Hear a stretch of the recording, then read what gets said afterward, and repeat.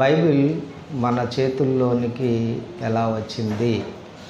మనం విశ్వసించేది, మనం నమ్మేది దేవుడు మన కొరకు రాయించి ఇచ్చిన గ్రంథం.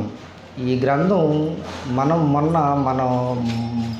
మొదటి భాగంలో తెలుసుకున్నది కొంతవరకు తెలుసుకున్నాం. ఏమని? ఈ గ్రంథమే ప్రపంచాలను కలుగ చేసినదని, అది దేవుని మనస్సులో ఉన్న మాటని, ఆ మాటే మనకు వెలుగని, ఆ మాటే మనకు దీపమని, అదే మనకి నిత్య జీవాన్నిచ్చేదని, ఆ మాటే ఎంతో గొప్పదని, విలువైనదని, ఆ మాటకు మించినది ప్రపంచంలో మరొక మాట ఏదీ లేదని, ఆ మాట మొదటిగా దేవదూతల ద్వారా దేవుడు ఈ భూమి మీదకి పంపించాడని, ఆ మాటనే ఎంతోమంది ప్రవక్తలు నోట ప్రవచించారని, భూత భవిష్యత్తు వర్తమాన కాలాలను గూర్చి దేవుడు మన పితరులకు తెలియపరిచాడని,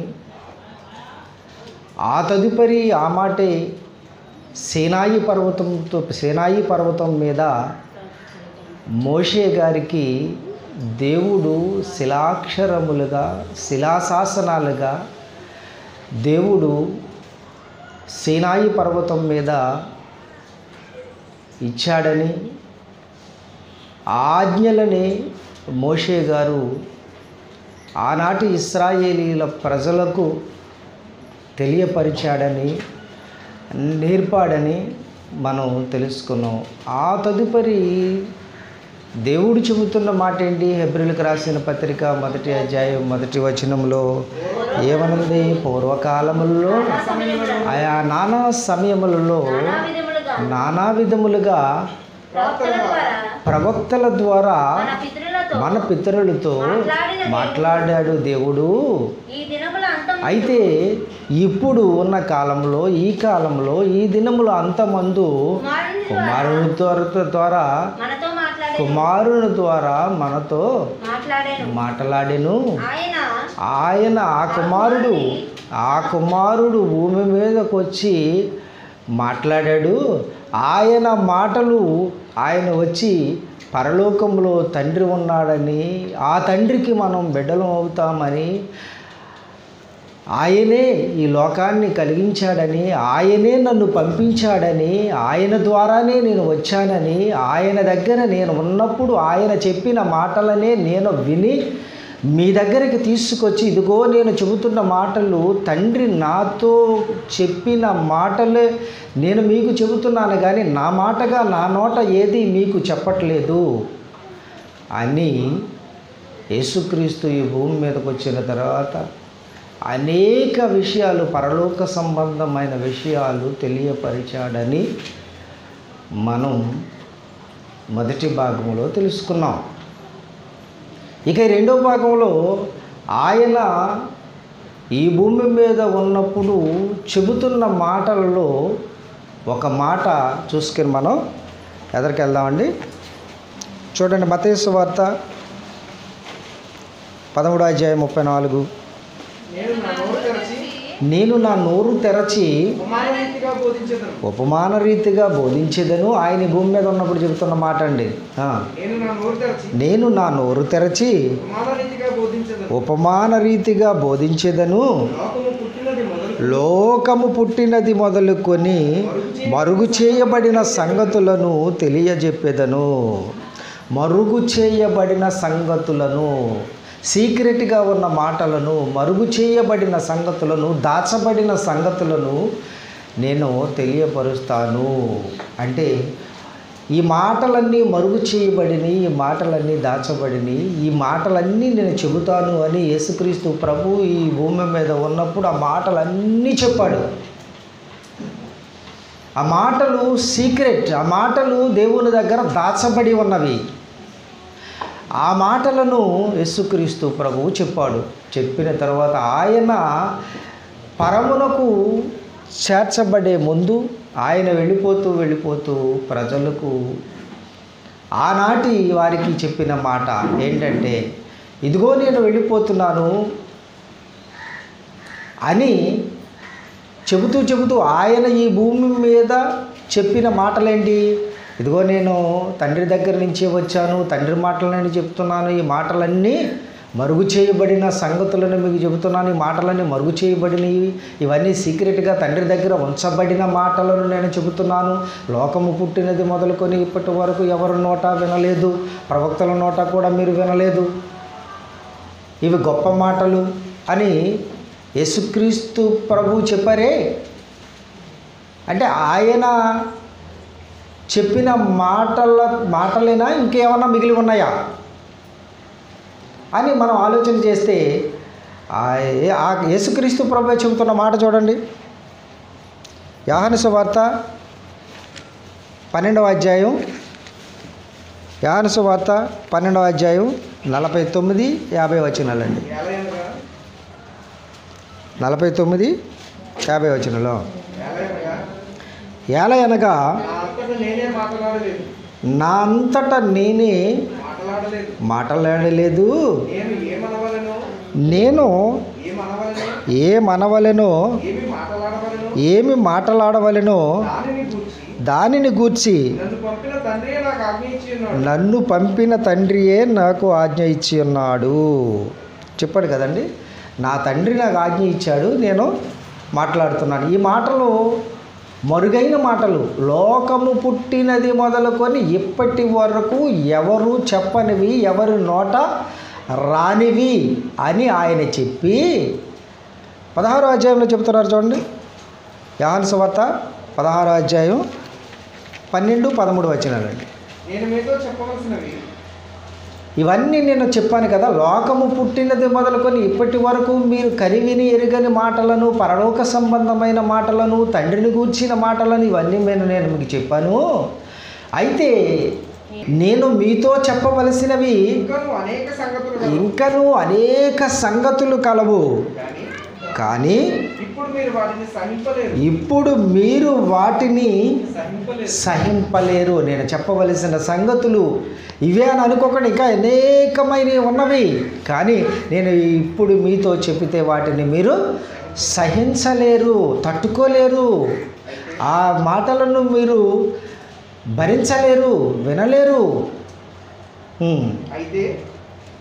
అయితే ఆయన అనగా సత్యస్వరూపి అయిన ఆత్మ వచ్చినప్పుడు మిమ్మును సర్వసత్యములోనికి నడిపించును. ఆయన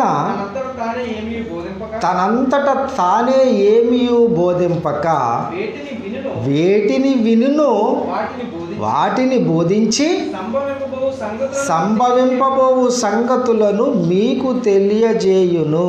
మళ్ళా చూద్దాము.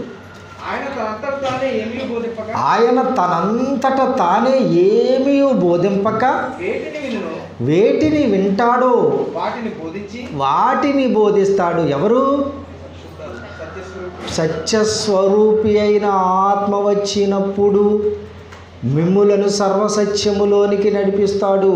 ఆయన కూడా నా వలెనే నేనెలా అయితే ఈ భూమి మీదకి దేవుని దగ్గర నుంచి వచ్చినప్పుడు నా అంతట నేనే ఏ మాటలైతే నా అంతట నేను చెప్పకుండా నేను పరలోకములో ఉన్నప్పుడు తండ్రి దగ్గర నేను ఏ మాటలైతే నేర్చుకున్నానో, తండ్రి నాకు చెప్పమని ఏ మాటలైతే చెప్పాడో ఆ మాటలనే నేను ఎలా అయితే మీ మధ్య లోకము పుట్టినది మొదలుకొని ఎప్పటి వరకు మీరు కని విని ఎరుగని మాటలు, ఎవరు ప్రకటించని మాటలు నేను ఎలా అయితే మీకు బోధించానో, అలాగనే సత్యస్వరూపి అయిన ఆత్మ కూడా తండ్రి దగ్గర ఉన్నాడు.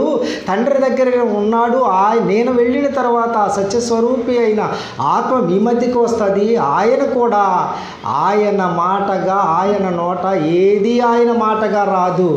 ఆయన తండ్రి దగ్గర ఏదైతే నేర్చుకున్నాడో ఆ మాటలనే మీ మధ్య ప్రకటిస్తాడు అని చెబుతున్నాడండి.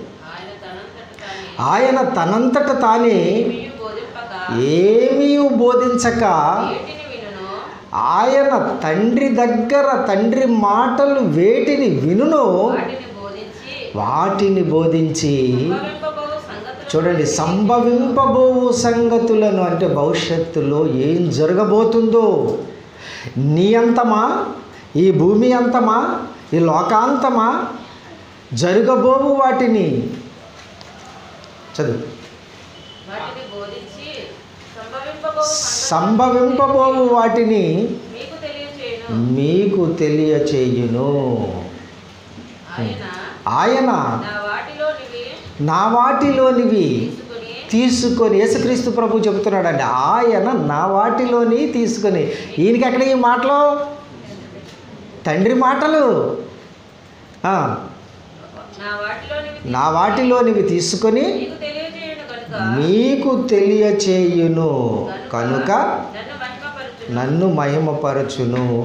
తండ్రికి కలిగినవన్నీ నావి, అందుచేత ఆయన నా వాటిలోనివి తీసుకొని మీకు తెలియజేయనని నేను చెప్పి తిని. కొంచెం కాలమైన తర్వాత మీరు ఇక నన్ను చూడరు, మరి కొంచెం కాలమైన తర్వాత నన్ను చూచెదరని చెప్పాను. అంటే కొంచెం కాలంలో, ఇంకా కొద్ది కాలమే మీ మధ్య నేను ఉంటాను, ఇక మీకు కనిపించను, పరలోకానికి వెళ్ళిపోతాను. నేను వెళ్ళిన తర్వాత పరిశుద్ధాత్ముణ్ణి మీ మధ్యకు పంపిస్తాను. ఆయన వచ్చిన తర్వాత మిమ్ములను సర్వసత్యములోనికి నడిపిస్తాడు. నేను చెప్పవలసిన అనేకమైన సంగతులు, అనేకమైన గొప్ప గొప్ప గొప్ప సంగతులు ఉన్నవి. అవి పరిశుద్ధాత్ముడు వచ్చినప్పుడు వాటిని చెబుతాడు. ఈ మాటలు నేను చెప్పినా, ఆయన చెప్పినా, ఈ మాటలన్నీ ఎక్కడివి? తండ్రి దగ్గర ఉన్న మాటలు. ఈ మాటలు మరుగై ఉన్న మాటలు. ఈ మాటలు లోకము పుట్టినది మొదలుకొని ఎవరు వినని, ఎవరు తెలియపరచని సీక్రెట్గా ఉన్న మాటలు, మరుగు చేయబడిన మాటలు. అవి తండ్రి దగ్గర ఉన్న మాటలు. ఆ మాటలే మరుగు చేయబడినవి. నేను ఇంకా చెప్పవలసిన అనేకమైన సంగతులు ఉన్నవి. అవి పరిశుద్ధాత్ముడు వచ్చినప్పుడు మీకు చెబుతాడు.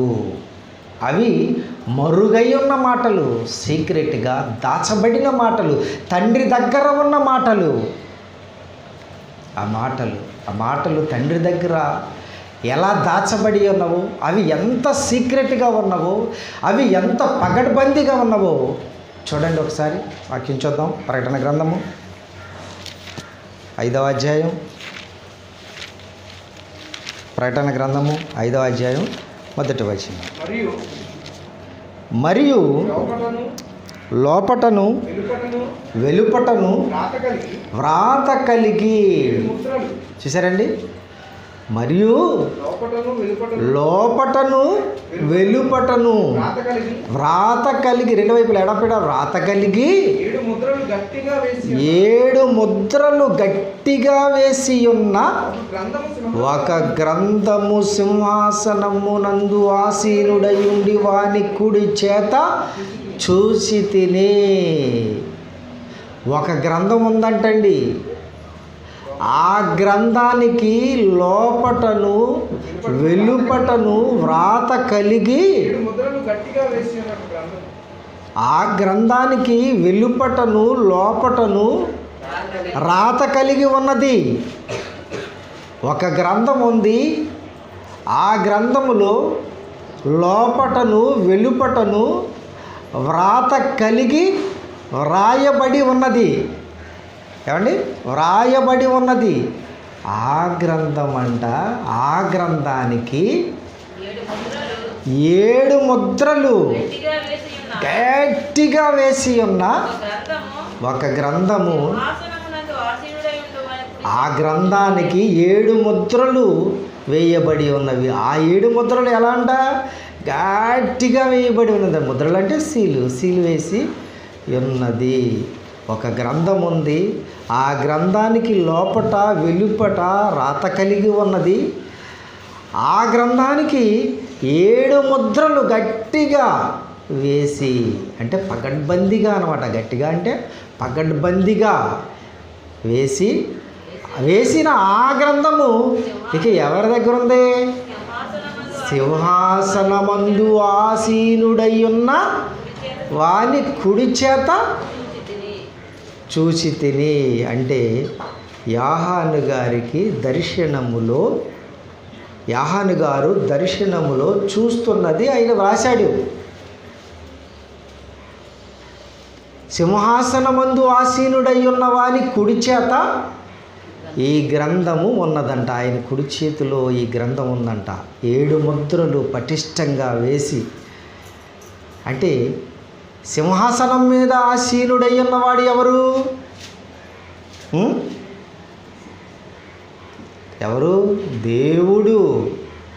ఏమండి, దేవుని చేతిలో ఒక గ్రంథం ఉంది. ఆ గ్రంథంలో 2 వైపులా లోపటను వెలుపటను వ్రాత కలిగి ఉన్నది, వ్రాయబడి ఉన్నది. మరలా ఆ గ్రంథానికి 7 ముద్రలు గట్టిగా వేయబడి ఉన్నవి, అంటే పటిష్టముగా వేయబడి ఉన్నది. ఆ గ్రంథం ఎవరి చేతిలో ఉంది? సింహాసనమందు ఆసీనుడై ఉన్నవాని కుడి చేతిలో ఉన్నది. సింహాసనమందు ఆసీనుడై ఉన్నవాడు ఎవరు? ఏమండి, మన కన్న తండ్రి అయిన దేవుని కుడి చేతిలో ఆ గ్రంథం ఉన్నదండి. ఆ గ్రంథానికి 7 ముద్రలు వేయబడి ఉన్నది. అంటే ఏంటండి ఆ గ్రంథం? ఏంటండి ఎంత పటిష్టంగా ఉన్నదో, ఎంత భద్రత కలిగి ఉన్నదో అండి. సీల్ వేస్తారండి కొంతమంది. ఏమండి, నేను కాలేజీలో కొన్నాళ్ళు పనిచేశాను కదండి.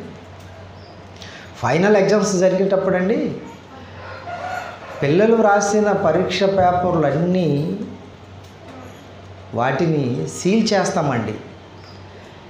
ముందు వాటివన్నిటిని OMR సీటులన్నీ ఒక పాలిథిన్ కవర్లో పెడతారండి.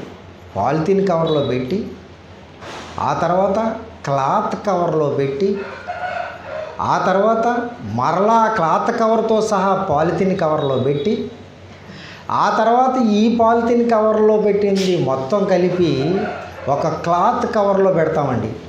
ఈ క్లాత్ కవర్లో పెట్టిన తర్వాత దానికి గమ్మేసి అంటించేసి, ప్రతి కవర్కి సీల్ ఉంటుందండి, ప్రతి కవర్కి గమ్ టేప్ అంటించేస్తామండి. ఆ తర్వాత ఏం చేస్తారో తెలుసండి, ఆ తర్వాత ఏమండి కోరా క్లాత్ అని ఉంటుంది, గుడ్డ, కాటన్ గుడ్డ. ఆ కాటన్ గుడ్డలో చుట్టి దాన్ని కుట్టి, ఆ కుట్టిన తర్వాత సీల్ వేస్తామండి. సీల్ వేస్తారు ఎగ్జామ్ పేపర్కి. ఆ సీలు ఎలా వేస్తామో గట్టిగా వేస్తారు. అంటే అది సీలు ఎట్టి పరిస్థితుల్లోనూ అది తొలగకూడదు. కాలేజీ ముద్ర ఉంటుంది, ఆ ముద్రతోని ఒక సీల్ వేసేస్తాం. ముద్రతో సీల్ వేస్తారండి. ఆ సీల్ వేసిన తర్వాత దాన్ని బయటకు ఎగ్జామ్ సెంటర్స్కి పంపిస్తారు, హెడ్ క్వార్టర్కి. ఇదండి ఎందుకు అంత పకడ్బందీగా దానికి సీల్ వేస్తున్నాం, సీల్ వేస్తారు అంటే అవి very very very very important papers, exam papers. అంత పకడ్బందీగా వేయాలంటే వేయాలి. మరలా ఈ ఎగ్జామ్ పేపర్స్ని ఈ సీల్ కట్ చేసేటప్పుడు ఎవరు పడితే వాళ్ళు కట్ చేయకూడదండి. దానికి ఒక అర్హత ఉంటుంది, వారే ఆ సీల్ని కట్ చేయాలి. వెరీ వెరీ ఇంపార్టెంట్ అయితే సీల్ వేస్తారండి, భద్రపరుస్తారు. ఇంపార్టెంట్ అయిన వస్తువుల్ని చాలా భద్రపరుస్తారండి.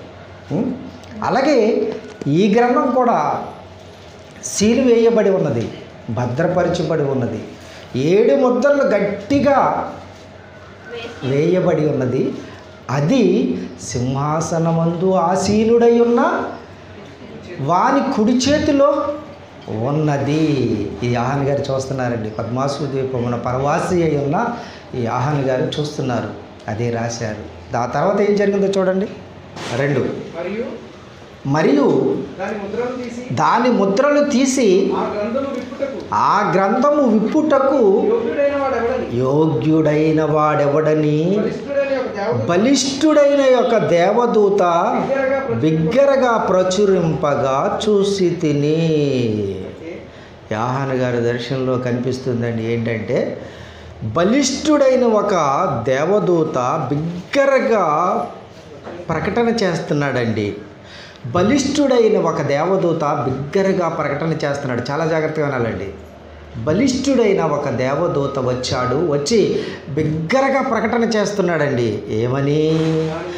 దాని ముద్రలు, అదిగో సింహాసనాసీనుడై ఉన్న వాని కుడి చేతిలో ఉన్న 7 ముద్రలు గట్టిగా వేయబడి ఉన్న ఆ ముద్రలు తీసి ఆ గ్రంథము విప్పుటకు సింహాసనాసీనుడై ఉన్న వాని కుడి చేతిలో ఉన్న ఆ గ్రంథపు ముద్రలు విప్పుటకు యోగ్యుడైన వాడు ఎవడు?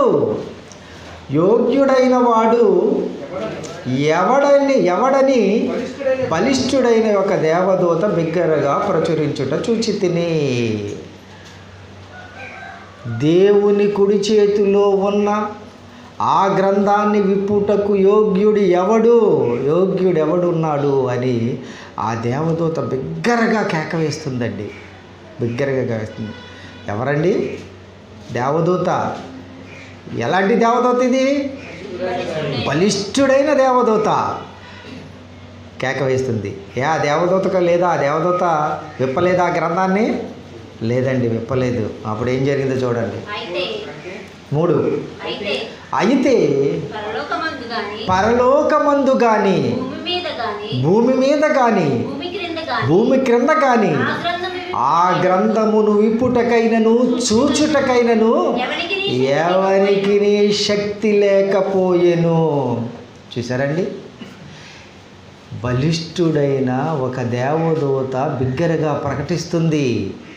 దేవుని కుడి చేతిలో ఉన్న 7 ముద్రలు పటిష్టముగా వేయబడి ఉన్న ఆ గ్రంథాన్ని ఎవరు విప్పగలరు? ఆ సీలు ఎవరు తీయగలరు అని బలిష్ఠుడైన దేవదూత బిగ్గరగా కేక పెడుతుంటే ఎవ్వరూ లేరంటండి.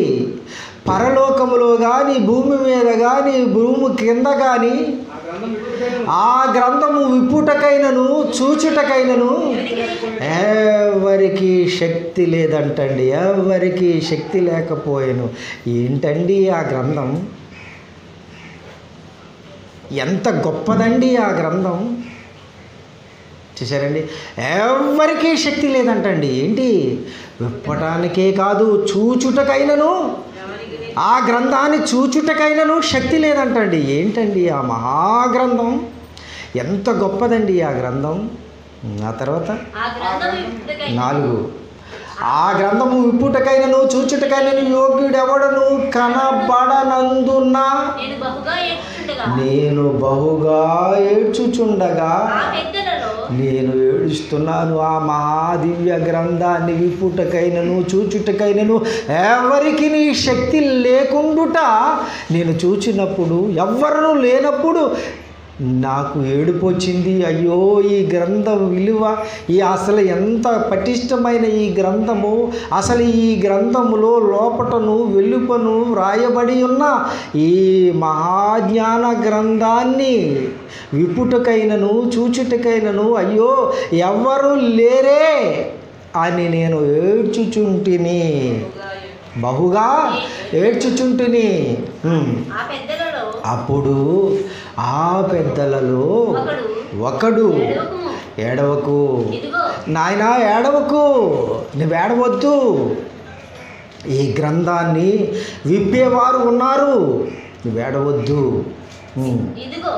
ఇదిగో దావీదుకు చిగురైన యూదాగోత్రపు సింహము, యూదాగోత్రపు సింహము 7 ముద్రలను తీసి ఆ గ్రంథమును విప్పుటకై జయము పొందెనని నాతో చెప్పెను. బా, ఏంటండి ఆ గ్రంథాన్ని విప్పాలంటే ముల్లోకాలలో ఎవ్వరూ లేరండి, కానీ ఒకే ఒక్కడు ఉన్నాడు. ఆయనే యూదాగోత్రపు సింహం, ఆయనే యేసుక్రీస్తు ప్రభువు.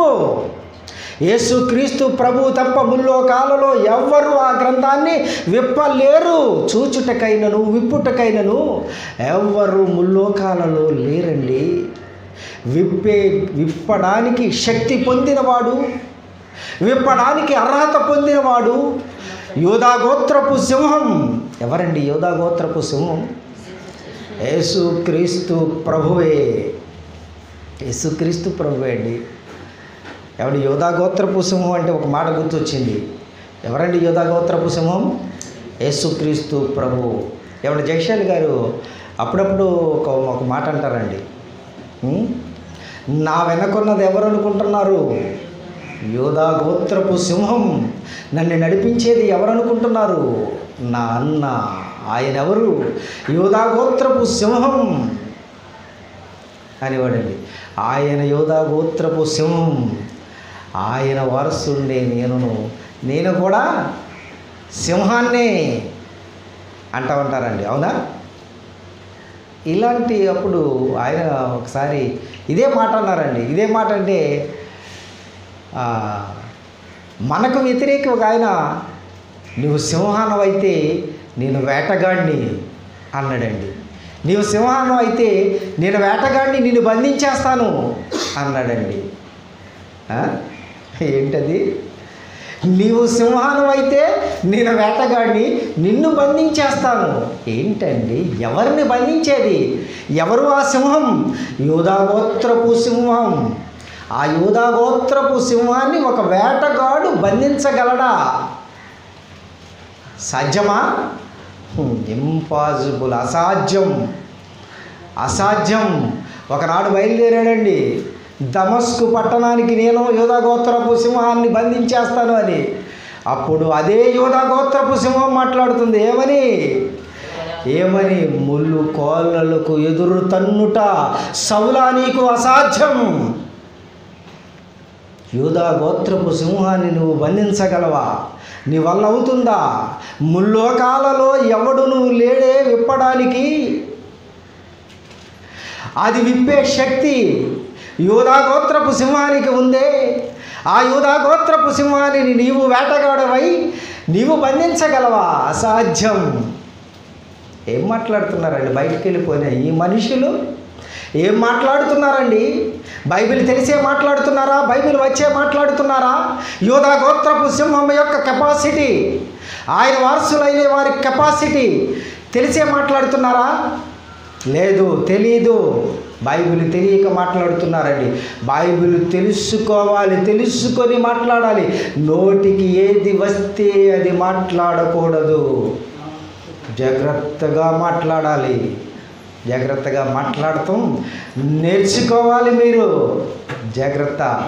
బైబిల్లో నుంచి ఒక మాట నీ నోట వస్తున్నదంటే అది దేవుని నోట నుంచి వచ్చిన మాట అయి ఉండాలి.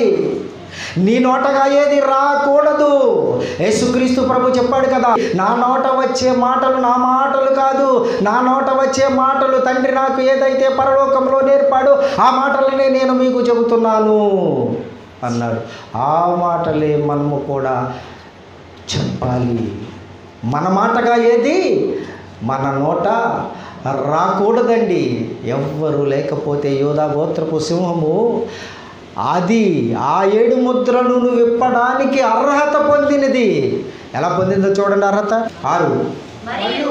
మరియు సింహాసనమునకును ఆ 4 జీవులకును పెద్దలకును మధ్యను వధింపబడినట్లుండిన గొర్రె పిల్ల నిలిచేయుండిట చూచి తిని. మరియు సింహాసనమునకును ఆ 4 జీవులకును పెద్దలకును మధ్యను వధింపబడినట్లుండిన గొర్రె పిల్ల నిలిచి ఉండుట చూచి తిని. వధింపబడిన గొర్రె పిల్ల ఎవరండి? యూదాగోత్రపు సింహం. ఆయన ఎవరండి? యేసుక్రీస్తు ప్రభువు.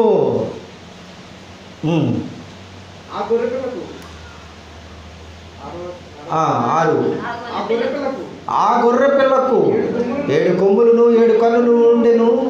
ఆ కన్నులు భూమి అంతటికి పంపబడిన దేవుని 7 ఆత్మలు. ఆయన వచ్చి ఆ యూదా గోత్రపు సింహము వచ్చి, ఆ వధింపబడిన గొర్రె పిల్ల వచ్చి, ఆ యేసుక్రీస్తు ప్రభువు వచ్చి సింహాసనమునందు ఆయన వచ్చి సింహాసనమునందు ఆసీనుడై ఉండు వాని కుడి చేతిలో నుండి ఆ గ్రంథమును తీసుకొనెను. ఆ గ్రంథమును తీసుకొనెను.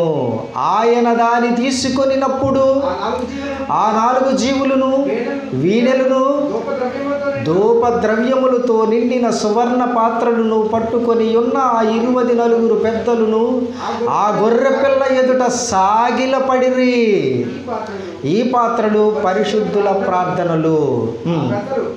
ఆ పెద్దలు చెబుతున్న మాట, యేసుక్రీస్తు ప్రభువుతో ఆ 24 పెద్దలు, పరలోకములో ఉన్న ఆ 24 పెద్దలు చెబుతున్న మాట, నీవు ఆ గ్రంథమును తీసుకొని దాని ముద్రలు విప్పుటకు యోగ్యుడవు. నీవు వధింపబడిన వాడవై నీ రక్తమిచ్చి ప్రతి వంశములోను, ఆయా భాషలు మాట్లాడు వారిలోను, ప్రతి ప్రజలోను, ప్రతి జనములోను దేవుని కొరకు మనుషులను కొని మా దేవునికి వారిని ఒక రాజ్యముగాను యాజకులుగాను చేసితివి. ఏం చెప్తున్నారండి 24 పెద్దలు? ఏం చెప్తున్నారు 24 పెద్దలు? నీవు ఆ గ్రంథమును తీసుకొని దాని ముద్రలు 7 ముద్రలు గట్టిగా వేయబడి దేవుని కుడి చేతిలో ఉన్న ఆ గ్రంథాన్ని నీవు విప్పుటకు యోగ్యుడవు. ఎందుకు యేసుక్రీస్తు ప్రభువు యోగ్యుడంటే, నీవు వధింపబడిన వాడవు. నీ రక్తమిచ్చి నీవు సిలువపై రక్తాన్ని చిందించి ఆ రక్తము ద్వారా ప్రతి వంశాన్ని, ఆయా భాషలు మాట్లాడే వారిని, ప్రతి ప్రజలను అంటే ప్రపంచంలో ఉన్న ప్రతి ప్రజలను, ప్రతి జనములోను దేవుని కొరకు నీ రక్తాన్ని చిందించి ఆ రక్తమిచ్చి మనుషులను కొన్నావు నీవు. అది దేవునికి ఆ జనాన్ని వారిని ఒక రాజ్యముగాను యాజకులుగాను నీవు చేశావు. కనుక నీవు ఆ గ్రంథాన్ని విప్పుటకు యోగ్యుడవు అంటున్నాడు. చూసారండి, ఎవరన్నా ఉన్నారండి ఈ భూమి మీదకు వచ్చిన తర్వాత సిలువమానుపై ప్రపంచ ప్రజలందరి కొరకు రక్తాన్ని చిందించినవాడు ఎవరైనా ఉన్నారండి ప్రపంచంలో? ముల్లోకాలలో, పరలోకములో కానీ, భూమి మీద కానీ, భూమి క్రింద ఉన్న వారిలో కానీ ఎవరన్నా ఉన్నారండి? మన పాపముల నిమిత్తము సిలువపై రక్తాన్ని చిందించి మన పాపాలన్నీ కడిగిన వారు ఎవరన్నా ఉన్నారండి? ఎవ్వరూ లేరండి. అందుకే నేనండి యోహాను గారు ఏడుస్తున్నారు, అయ్యో పరలోకములో కానీ, భూమి మీద కానీ, భూమి క్రింద కానీ, ముల్లోకాలలో ఆ గ్రంథాన్ని విప్పడానికి ఎవ్వరూ లేరు, అర్హత పొందిన వారు ఎవ్వరూ లేరు అని యోహాను గారు ఏడుస్తున్నారండి. ఏంటా గ్రంథం? ఆ గ్రంథాన్ని విప్పడానికి ఎవ్వరూ లేరని ఏడుస్తున్నారండి. ఏంటా గ్రంథం అండి? అది చూడండి, వెలుపటను లోపటను వ్రాయబడి ఉన్న దివ్య గ్రంథము, వ్రాత కలిగి 7 ముద్రలు గట్టిగా వేయబడి దేవుని కుడి చేతిలో ఉన్నది గ్రంథం. ఆ గ్రంథమే ఇదిగో బైబిల్. ఆ గ్రంథమేనండి బైబిల్. ఎంత గొప్పదండి బైబిల్. ఈ గ్రంథము దేవుని చేతిలో ఉన్నదా? అవునండి, దేవుని చేతిలో ఉన్నది ముల్లోకాలలో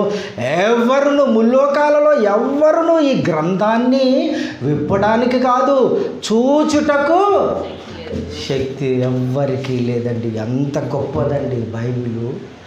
ఆ గ్రంథం అండి, ఆ గ్రంథము. ఈ గ్రంథములో ఎన్నో విషయాలు దేవుడు మనల్ని ప్రేమించి మనకి తెలియాలని ఈ గ్రంథములో లోపటను వెలుపటను వ్రాయించి ఆయన కుడి చేతిలో పెట్టుకొని ఉన్నాడండి.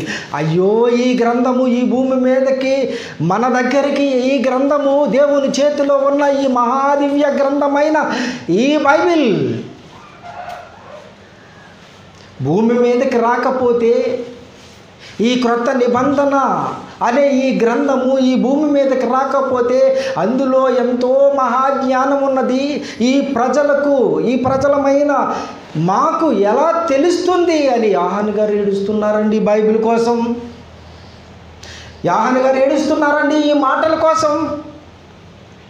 ఎవరన్నా ఉన్నారండి దేవుని మాటలు, అయ్యో ఈరోజు నాకు అందలేదే, ఈరోజు నేను ఈరోజు నేను సన్నిధికి వెళ్ళలేదే, దేవుని సన్నిధికి వెళ్ళలేదే, దైవజనుడు చెబుతున్న మాటలను, దేవుని మాటలను నేను వినలేకపోయానే, అయ్యో దేవుని మాటలు నాకు అందలేదే అని ఎవరన్నా ఏడ్చిన వాళ్ళు ఎవరన్నా ఉన్నారండి? ఎవరు లేరా. ఒక వారం పోతే పోయింది. ఆ ఒక వారం దేవుని మాటలు వినకపోయానని అనేవారు ఉన్నారు. కానీ ఒక్క వారం, ఒక్క గంట, ఒక్క రోజు, ఒక్క గడియ, ఒక్క క్షణం దేవుని గురించి ఆలోచించలేకపోయినా, దేవుని గురించి మాటలు ఆడకలేకపోయినా, దేవుని గురించి వినలేకపోయినా, అయ్యో నేను ఈరోజు ఈ గంట ఈ క్షణం దేవుని గురించి ఆలోచించలేదే, దేవుని గురించి మాట్లాడలేదే, దేవుని గురించి వినలేదే అని ఏడ్చిన వాళ్ళు ఎవరన్నా ఉన్నారండి? లేరండి, ఎవరు లేరండి. యోహాను గారు ఏడుస్తున్నారండి, కన్నీరు పెట్టుకుంటున్నారు. అయ్యో ఆ దివ్య గ్రంథాన్ని విప్పకపోతే అది ఈ భూమి మీదకి రాదు కదా, అది ఈ భూమి మీదకి రాకపోతే మాకు తెలియదు కదా, తెలియకపోతే ప్రపంచ ప్రజలందరూ ఏమైపోతారు? అధోగతి పాలైపోతారు కదా. దేవుని గురించి తెలియక అధోగతి పాలైపోతారు కదా. పరలోకానికి తీసుకొని వెళ్ళాలంటే దేవుని నోట నుంచి వచ్చిన ఈ మాటలే కదా వెలుగు, ఈ మాటలే కదా మనల్ని నడిపించేయి, ఈ మాటలే కదా మనల్ని పవిత్రులుగా తీర్చిదిద్దేయి, ఈ మాటలే కదా పరలోకానికి దారి. ఆ పరలోకానికి దారి చూపించే ఈ వెలుగైన ఈ మాటలు, దేవుని నోట నుంచి వచ్చిన ఈ మాటలు, దివ్య గ్రంథంలో లిఖితమైన మాటలు, ఆ మాటలే భూమి మీదకి రాకపోతే ప్రపంచ ప్రజలందరూ ఏమైపోతారు? ఎలా పోతారు? అయ్యో ప్రపంచ ప్రజలందరూ నాశనం అయిపోతారు కదా ఈ మాటలు లేకపోతే అని యోహాను గారు కన్నీరు పెట్టుకుంటున్నారండి. యోహాను గారు ఏడుస్తున్నారండి. మనకుందండి? లేదండి. అలా ఎంతోమంది భక్తులు కన్నీరు పెట్టుకున్నారండి వాక్యం గురించి. వాక్యం కావాలని, వాక్యం కావాలి తండ్రి అని వాక్యం గురించి ఎంతోమంది భక్తులు కన్నీరు పెట్టుకున్నారండి. అయ్యో వాక్యం వినట్లేదే, అయ్యో వాక్యం దగ్గరికి రావట్లేదే అని ఎంతోమంది భక్తులు కన్నీరు పెట్టుకున్నారండి. మరి ఈరోజు ఏమన్నా మనకు కన్నీరు వస్తుందండి వాక్యం కరువవుతే? లేదండి, రావట్లేదు. కఠిన హృదయులు అయిపోయారు మనుష్యులు. ఇటువంటి దివ్య గ్రంథాన్ని తగలబెడుతున్నారండి. ఇటువంటి దివ్య గ్రంథాన్ని లెక్క లేకుండా చేస్తున్నారండి. ఇటువంటి దివ్య గ్రంథాన్ని లెక్క లేకుండా ఎక్కడో దిక్కును పక్కన పడేస్తున్నారండి. చూసారండి అసలు దివ్య గ్రంథం ఎలా ఉందో? ఎంత గొప్పదండి ఈ దివ్య గ్రంథం. యేసుక్రీస్తు ప్రభు ఈ భూమి మీద తండ్రి దగ్గర నుంచి ఈ భూమి మీదకి వచ్చిన తర్వాత ఏమన్నారు చూడండి. హెబ్రీయులకు రాసిన పత్రిక 10:7 అప్పుడు నేను గ్రంథపు చుట్టలు నన్ను గూర్చి వ్రాయబడిన ప్రకారము దేవా నీ చిత్తము నెరవేర్చుటకు ఇదిగో నేను వచ్చి ఉన్నాను అని యేసుక్రీస్తు ప్రభు చెప్పాడండి. తండ్రి ఇదిగో నాయనా నీవు నన్ను పంపించావు. నీవు పంపించినది ఏంటంటే ఈ భూమి మీదకి నేను వచ్చి నీ చిత్తాన్ని నెరవేర్చాలి. నీ చిత్తం ఏంటి? దేవుని చిత్తం ఏంటి? యేసుక్రీస్తు ప్రభు ఈ భూమి మీదకి రావాలి. ఆయన చెప్పిన మాటలను ప్రపంచ ప్రజలకు చెప్పాలి. చెప్పిన తర్వాత ప్రపంచ ప్రజలందరి పాపాల కొరకు ఆయన సిలువపై చనిపోవాలి. మూడవ రోజున మృత్యుంజయుడై లేవాలి. అంటే ప్రపంచ ప్రజలందరి పాపముల కొరకు తన రక్తాన్ని చిందించాలి భూమి మీద. అది దేవుడు ఆయనకి అప్పగించిన పని. ఆ దేవుని చిత్తాన్ని ఈ భూమి మీద నెరవేర్చాడు. నెరవేర్చి మూడవ దినాన మృత్యుంజయుడై తండ్రి దగ్గరికి వెళ్ళిపోయాడు పరలోకానికి. ఎప్పుడైతే సిలువపై మరణించి తన రక్తాన్ని చిందించి మరణించి మృత్యుంజయుడై తండ్రి దగ్గరికి వెళ్ళిపోయాడు, అప్పుడండి అర్హత పొందాడు. దేవుని కుడి చేతిలో ఉన్న ఈ దివ్య గ్రంథాన్ని 7 ముద్రలు పటిష్టముగా వేయబడిన 7 ముద్రలు గట్టిగా వేయబడిన ఈ దివ్య గ్రంథాన్ని, ఈ బైబిల్ని, క్రొత్త నిబంధన అనే ఈ బైబిల్ని విప్పడానికి అర్హత పొందాడండి. అప్పుడు విప్పాడండి. అప్పుడు ఆ ముద్రలను యేసుక్రీస్తు విప్పాడు. యేసుక్రీస్తు ప్రభు వెళ్ళిపోతే ఏమన్నారు? మరలా చదవండి అన్నమాట. యోహాను సువార్త 16వ అధ్యాయం 12-13. నేను మీతో చెప్పవలసిన సంగతులు అనేకమైనవి కలవు, కానీ వాటిని మీరు ఇప్పుడు సహించలేరు. అయితే ఆయన అనగా సత్యస్వరూపి అయిన ఆత్మ వచ్చినప్పుడు మిమ్మును సర్వసత్యములోనికి నడిపించును. ఇదిగో నేను వెళ్ళవలసిన గడియ ఆసన్నమైనది. ఇదిగో నేను వెళతాను, నేను తండ్రి దగ్గరికి వెళతాను. నేను కొంతకాలం మీ మధ్యన ఉంటాను, మరి కొంతకాలము మీకు కనిపించను. నేను తండ్రి దగ్గరికి వెళ్ళిపోవలసిన గడియ ఆసన్నమైంది. నేను తండ్రి దగ్గరికి వెళ్ళిపోతాను. నేను వెళ్ళిపోవుట మంచిది, ఎందుకంటే నేను వెళ్ళకపోతే పరిశుద్ధాత్ముడు మీ దగ్గరికి రాడు. నేను వెళ్ళాలి. నేను వెళ్ళిన తర్వాత పరిశుద్ధాత్ముడిని మీ మధ్యకు పంపిస్తాను. లోకము పుట్టినది మొదలుకొని ఇప్పటి వరకు మరుగై ఉన్న సంగతులలో కొన్ని, దేవుని దగ్గర ఉన్న మాటల్లో కొన్ని, దేవుని కుడి హస్తములో ఉన్న 7 ముద్రలు పటిష్టముగా వేయబడి దేవుని కుడి చేతిలో ఉన్న ఆ మాటలలోని కొన్ని మాటలను, సీక్రెట్గా ఉన్న మాటలను మీ మధ్యకు నేను తీసుకొచ్చి మీ మధ్యను ప్రకటించాను. ఇంకా అనేకమైన మాటలు ఉన్నవి. అవి నేను వెళ్ళిన తర్వాత పరిశుద్ధాత్ముడు మీ దగ్గరికి వస్తాడు. ఆ మాటలను పరిశుద్ధాత్ముడు మీ దగ్గరకు తీసుకువస్తాడు అని చెప్పాడు. ఎప్పుడైతే యేసుక్రీస్తు ప్రభువు లోకాల మీద అధిపతి అయి మృత్యుంజయుడై దేవుని కుడి పార్శ్వమున కూర్చున్నాడు. ఎప్పుడైతే ప్రపంచ మానవాళి పాపాల నిమిత్తము శిలువమానుపై తన రక్తాన్ని చిందించి చనిపోయి మృత్యుంజయుడై పరలోకానికి వెళ్ళాడు, అప్పుడండి ఆ గ్రంథాన్ని విప్పడానికి అర్హత పొందాడు. ఆ గ్రంథాన్ని విప్పాడు. ఆ గ్రంథం విప్పిన తర్వాత ఆ గ్రంథములో ఉన్న మాటలను ఈ భూమి మీదకి పంపించాడండి. ఆ గ్రంథాన్ని ఈ భూమి మీదకి పంపించాడు పరిశుద్ధాత్మ ద్వారా. అప్పుడండి ఈ గ్రంథము దివ్య గ్రంథమైన దేవుని కుడి చేతిలో 7 ముద్రలు గట్టిగా వేయబడిన ఈ బైబిల్ భూమి మీదకి వచ్చింది పరిశుద్ధాత్మ రాకతో. దేవుని చేతిలో ఉన్న ఈ గ్రంథం దేవుని చేతిలో ఉన్న ఈ గ్రంథం ఈ భూమి మీదకి వచ్చింది. అలాగున కారణం యేసుక్రీస్తు ప్రభువు శిలువ యాగం. ఆ యేసుక్రీస్తు ప్రభువు ఆ శిలువ యాగం ద్వారా, ఆ శిలువ మరణము ద్వారా ఈ గ్రంథం ఈ భూమి మీదకి వచ్చిందండి. యేసుక్రీస్తు ప్రభు యొక్క త్యాగం, యేసుక్రీస్తు ప్రభు యొక్క త్యాగం వలన ఈ గ్రంథం, దేవుని చేతిలో ఉన్న ఈ గ్రంథం భూమి మీదకు వచ్చింది. బైబిల్ మన చేతుల్లోనికి ఎలా వచ్చింది అని మూడవ భాగం, చివరి భాగం వచ్చే క్లాస్లో మనం తెలుసుకుందామండి. జనన మరణాలు తెలిపిన గ్రంథం, దేశ భవిష్యత్తు తెలిపిన గ్రంథం, సకల భాషలలో వెలసిన గ్రంథం బైబిలు.